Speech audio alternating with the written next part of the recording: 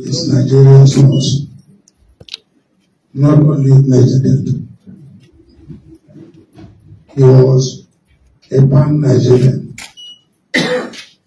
Anybody paying tribute to him and confines him to only the Niger Delta is not being fair to his services, to his sense of patriotism, and to his struggles in this country. Therefore, on behalf of the entourage that I have led here this afternoon, we want to offer our deepest condolences of gratitude to God for a life well lived.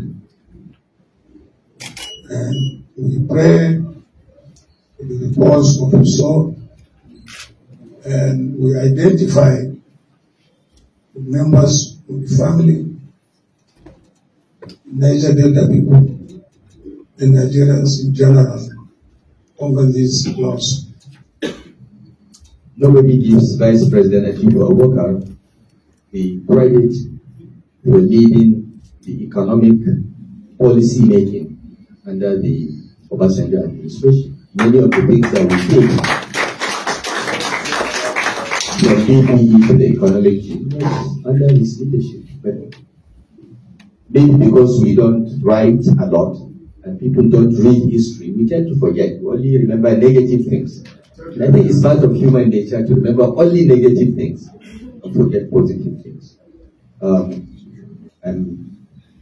honored and humbled to come with Vice President Atiku Abubakar to condole this family and commend the work that UK Plan has done.